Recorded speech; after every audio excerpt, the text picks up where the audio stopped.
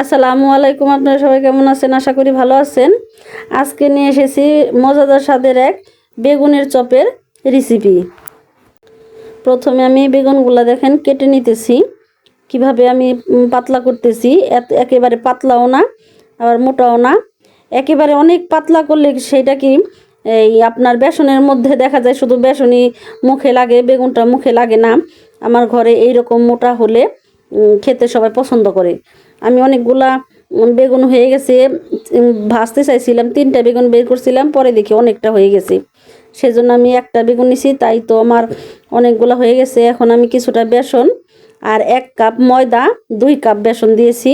এখন আমি দিয়ে দিলাম এক চামচ আদা বাটা, এক চামচের একটু কম আপনার মরিচ গুঁড়ো, 1 চামচের একটু কম হলুদ গুঁড়ো, আধা চামচ জিরে গুঁড়ো দিয়ে দিলাম, আর একটু চাট মশলা হালকা একটু, আর 1 চামচ দিয়ে দিলাম আমি খাবার সোডা। খাবার সোডাটা দিলে আপনার বেগুন চপগুলো খুব সুন্দর ফুলে। পরিমাণ মতো লবণ, আর একটু দিয়ে দিলাম আপনার যে এইগুলিকে বলে হলো নিমটি রং বলে, আবার কেউ জর্দা রঙও বলে। যাই হোক, এখন আমি বেসনগুলোর সাথে খুব সুন্দর করে সম্পূর্ণ উপকরণগুলো মিশিয়ে নেব শুকনো অবস্থায়। আর শুকনো অবস্থার মধ্যে কি মিশিয়ে নিলে ওইটা পানি দিলে দলা বেঁধে থাকে না। দেখা যায় কত সময় পানিটা দেওয়ার পরে সম্পূর্ণ মশলা মিলতে অনেকটা সময়ের ব্যাপার, এবং কি দলা বেঁধেও থাকে। সেজন্য আমি খুব সুন্দর করে মিশিয়ে নিলাম। মিশিয়ে এখন একটু একটু করে পানি দেব। আমি একেবারে পানিটা দেব না, যাতে আমার ব্যাটারটা একেবারে পাতলা না হয়ে যায়। আমি একটু একটু করে পানি দিয়ে নেব, আর একটু একটু করে খুব সুন্দর করে ব্যাটারটা গলিয়ে নেব। ব্যাটারটা গলিয়ে নিলে খুব সুন্দর করে আমার এটা খুব ভালো হবে। এর জন্য আমি একটু একটু পানি দিতেছি, আর ব্যাটারটা একটু একটু করে খুব সুন্দর করে মিশিয়ে খুব সুন্দর করে গুলিয়ে নিতেছি। আবার আমি একটু সুন্দর করে মিশিয়ে নিয়ে আর একটু পানি দেব। আমার কাছে লাগতেছে একটু পানি লাগবে, তার জন্য আমি আর একটু পানি দিয়ে নেব খুব সুন্দর করে। আবার আমি ভালো করে এই ব্যাটারটাই আপনার ছানাটাই হলো সবচেয়ে মেন।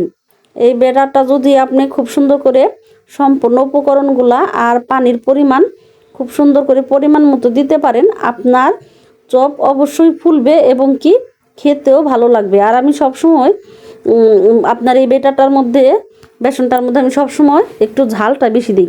বেগুনের চপে একটু ঝাল না হলে কিন্তু ভালো লাগে না খেতে, যেহেতু বেগুনটার মধ্যে কোনো মরিচ দেওয়া হয় না। আমার কাছে লাগলে একটু লবণ লাগবে, আর একটু লবণ আমি দিয়ে দিলাম।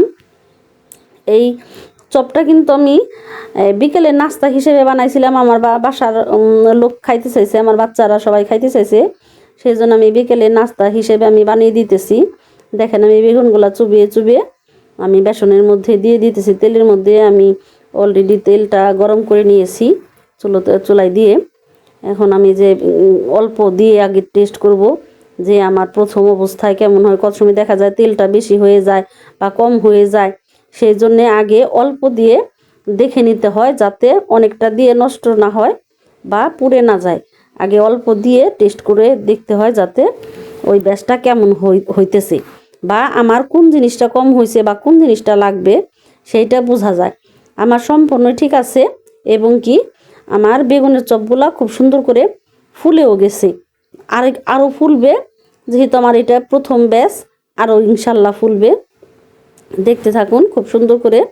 এইটা যেমন এইটা ক্রিস্পি হবে এবং কি খেতেও মজা হবে। আমি কিন্তু বেসনের মধ্যে ময়দাও দেই এবং কি একটু কর্নফ্লাওয়ারও দিই। কর্নফ্লাওয়ারটা দিলে কি অনেক ক্রিস্পি হয় খেতে। আমি কিন্তু কর্নফ্লাওয়ারটাও দিছি, হয়তো স্কিপ হয়ে গেছে। দেখেন আমার বেগুন চপগুলা কতটা সুন্দর। আর আমার বড় বড় যে চপগুলো আছে সেগুলো আমার বাচ্চারা খেয়ে ফেলছে। যাই হোক, ছোটোগুলা ছিল সেইগুলা দিয়ে আমি পরিবেশন করে আপনাদের দেখাতে চেষ্টা করছি।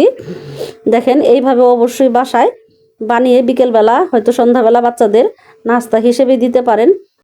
আমার রেসিপিটা যদি একটু ভালো লেগে থাকে অবশ্যই লাইক এবং সাবস্ক্রাইব করে দিবেন। আজকের মতো এইখানেই বিদায়। আল্লাহ হাফেজ।